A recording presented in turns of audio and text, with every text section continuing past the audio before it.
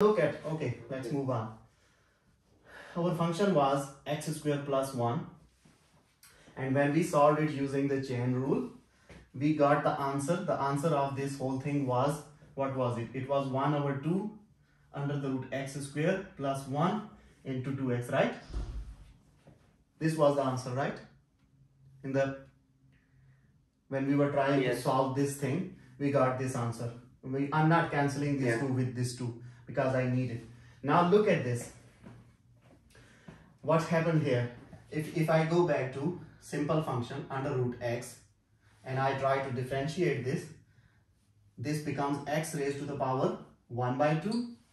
And if I apply the power rule, if my y is simple under root x, then it is actually x raised to the power 1 by 2. Now applying the power rule, the power formula, what was it? The power formula was dy by dx.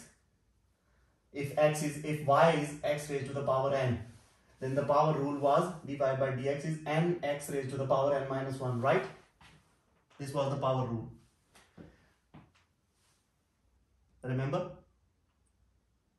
Yeah.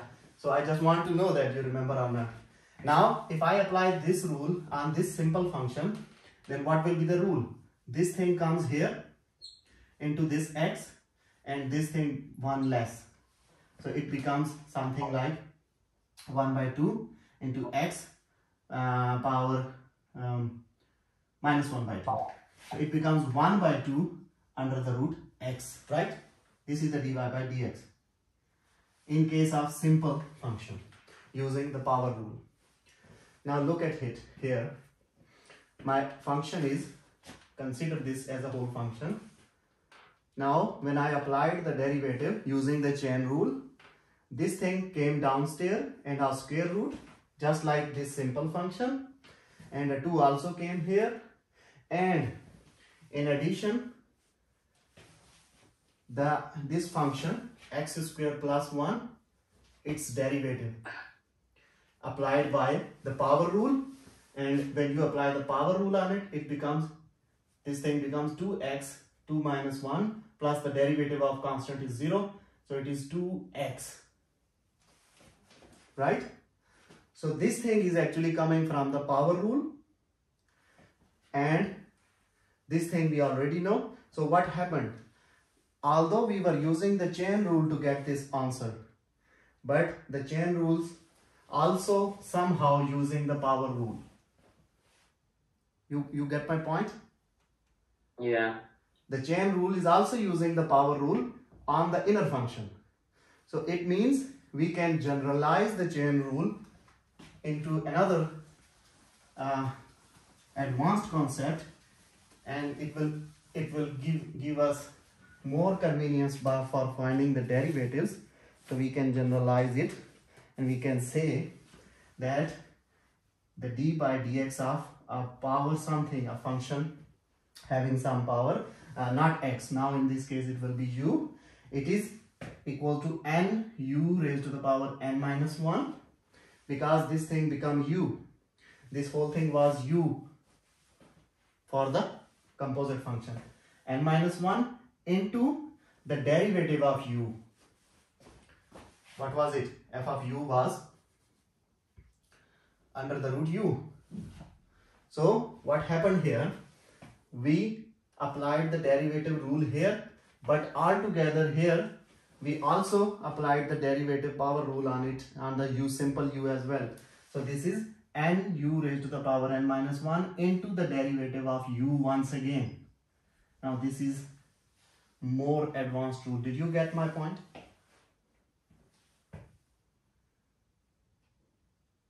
No? No, not from the end. This function, this inner thing, I assumed it as u when we were applying the chain rule. And on the chain rule, when we applied the chain rule, we got these two answers and we multiplied them together. The first answer, okay, let us write it in the form of u. Then f dash was actually 1 over 2 under the root u into a derivative of something. A derivative of what? Derivative of, say, u. if you do this, Okay. what is the answer? It is 1 over what is u? U is under root x square plus 1. And what is the answer of this thing? What is u? U is this. And the answer of this gives me using the power rule, simple power rule. My u is x square plus 1. How to find du by dx? 2x. Using the power rule, Yeah. 2x. Yeah. So this 2x actually coming from the power rule. So actually the chain rule is also using the power rule within it, and it gives me the answer. So I can generalize it that if we have a function, complex function, we will do an example to more convenient to do it. Then we can use this formula. The inner complex function, its derivative using the power rule, and once you have done it, again apply the derivative on the base of, on the simple u. Okay. Just like Right. we can do an example, and these things will be easy. We have a function y equals to x cube minus 1 raised to the power 100. Now this is not a simple function because it has some power, and inside it has a cube. Now by using this previous formula, I can simply say that dy by dx is, using the power rule, it becomes 100 here into x cube minus 1 power 100 minus 1, because I now assumed it as u power 100, and I apply the power rule on it using the du by dy by du, and when I apply the power rule on it, it becomes 100 into u power 100 minus 1. But the things does not stop here. Once again, the derivative of inner thing without, the derivative of base. yes, the derivative of base without the power. So it will become d by dx of the base once again. So this concept, which we already know, you already know this thing, you already have been doing this thing in the previous derivatives, but actually this thing comes after the chain rule. So the first thing was chain rule, Right. and chain rule gave this idea. This idea. So this is the evolved formula, or evolved method. This is a child of chain rule. It came from chain rule. So if you, but although from previous knowledge you already knew this, you already, if you go back to your homework 1, maybe you have done it. Like if you are trying to find the derivative of something which has some power, then of course, for example, in simple case, we have x cubed, and I'm trying to derivative.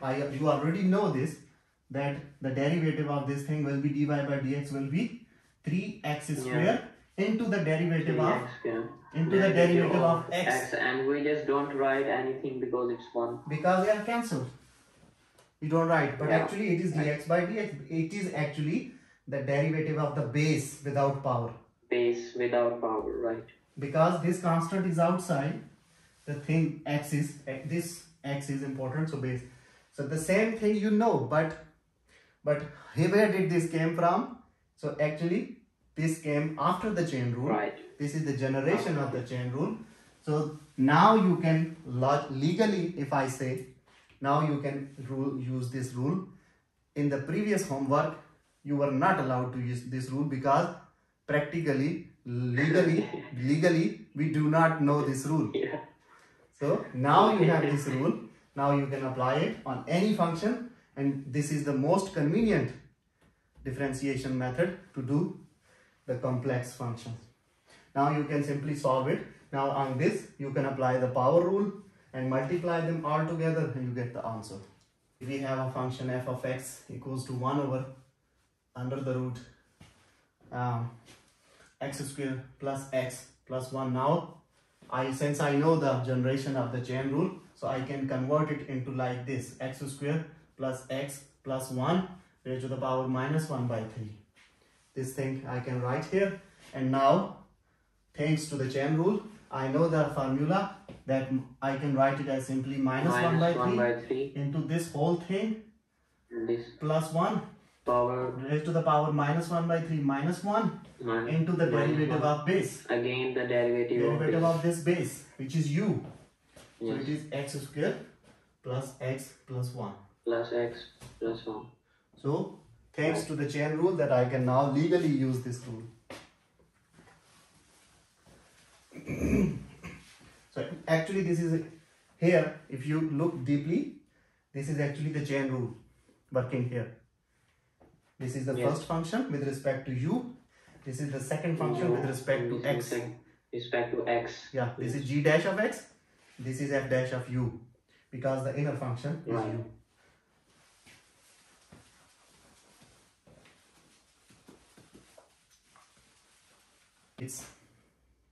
If we have a function, for example, the function f of x is sine of, mostly this thing happens in the trigonometric functions, sine of cos of tan of x. Okay, now sine is one function, cos is another function, tan is another function, and all of these are working on x. So from there it starts the story. So if you want to find the f dash, then you need to apply the chain rule successively. So first you will apply the chain rule on sine, and it will become cos, cos of this whole thing, and the derivative of the base. What is the base? The base is cos of tan of x. Right? This is base, this is function. So first the derivative of this function, of course, this function, for this function, this whole thing is a variable, one variable, say x, say t. So the derivative of this function with respect to this whole thing, which is a variable for it, then again the derivative of the base. But still the things are going there. So it will become cos of tan x. Now again apply the same rule, that now we have two functions, f and g. So we will apply the same. It will become minus sine of the derivative. Minus sine.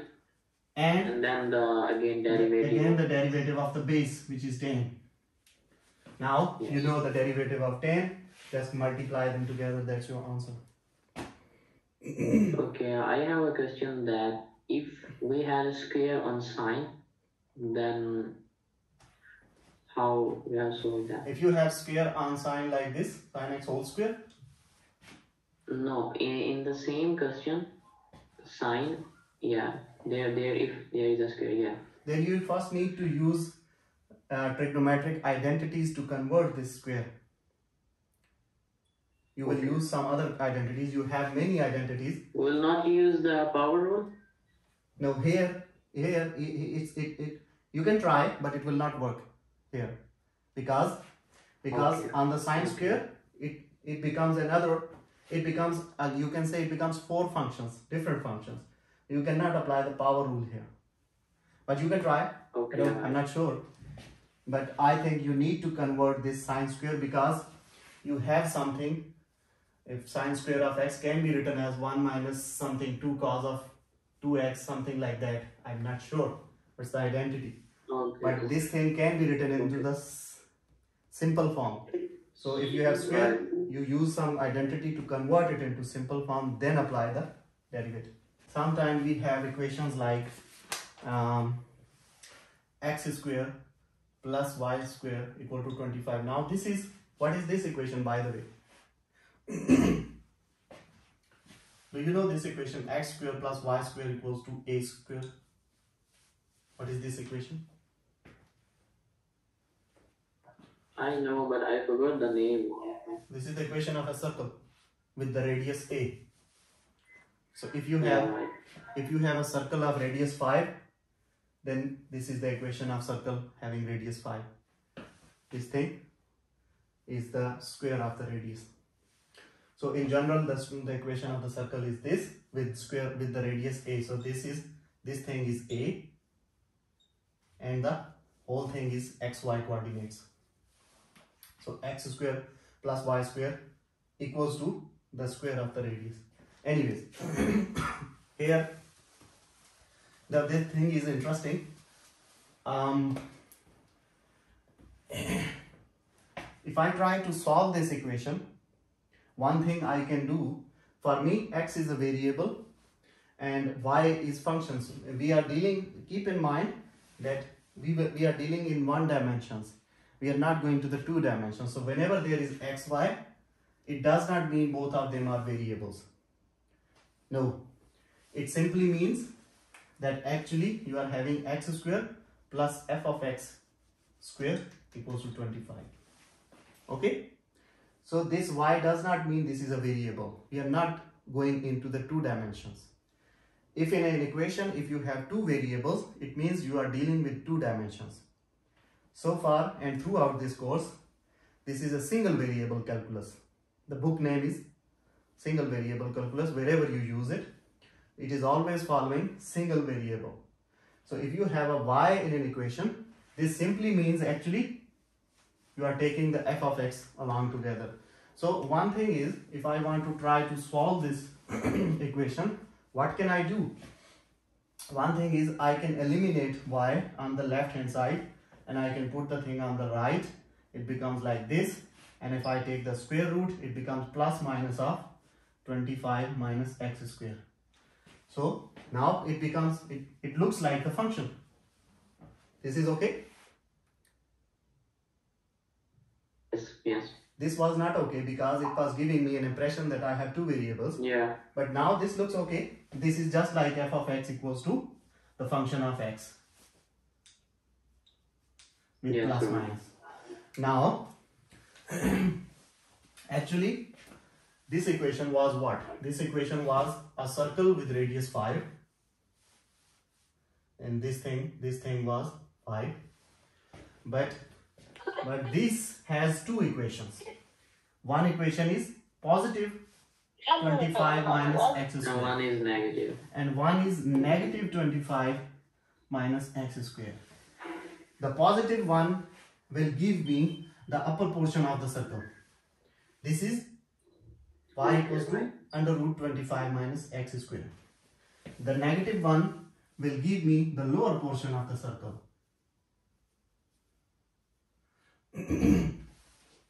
So this equation, from this equation I can do something and I can solve it. That's okay. And I can geometrically plot these equations like this. So I'm done. I'm okay. I'm fine with it. But now this was okay because this was square. Now if I have x cube plus y cube equals to 25, and I don't know what is this equation, then what will I do? What to do with the cube? So in such situations, I stuck. But the good thing is that we actually don't need to do all this thing, but whatever we have done with the square, whatever we have done with the cube to eliminate y, to get the derivative of y, we don't need to do all this. To avoid all this, we can simply apply the derivative directly on the equation and get the answer. And let me show you why. So my purpose was that I can eliminate y when it was simple. If it is simple x plus y, very easy to eliminate y. If it is square, still easy to eliminate. But if it is cube, okay, somehow if I try to handle it. But if it is 4, then the problem, 5, then the problem. So actually we don't even need to do this. We don't even need to do anything with the simple one as well. We can directly apply the operator derivative. So if I have the equation x square plus y square equals to 25, and somebody asked me to give me dy by dx. What is the dy by dx in this case? So apply the derivative on this equation directly. X square plus y square equals to the derivative on the right hand side, that is 25. Apply the derivative on both sides. Now this is x variable and the dx is also, so it is into dx by dx. You don't need to write it, so I don't write. Plus apply this thing, consider it just like u. When you were talking about u, you applied the power rule and it became n u raised to the power n minus 1. Consider it the same. Apply the chain rule on it. It will become 2y raised to the power 1. And then again, and then the derivative of the base. On the right, the derivative of constant is 0. So it becomes 2y dy by dx equals to minus 2x. Because I need dy by dx. So I have to eliminate this thing. Okay, yeah. Put them all together. So it will become dy by dx is minus x divided by y. That's the answer. So you don't need to worry about the y. Simply apply the derivative on it and eliminate dy by dx, and that is your answer. If somebody asks you to give me the answer in number, then ask him, okay, give me the values of x and y both. In this case, you need two values, x and y. But it does not mean that you are dealing with two variables. No, the values are two, but the y is actually the parametric equation of x. It is generated from x. It is not the second dimensional equation. Anyways, you don't need to go into that kind of details. They are the higher. The good thing is that you can find dy by dx if you have an equation like this. I think we can have break here now. Okay.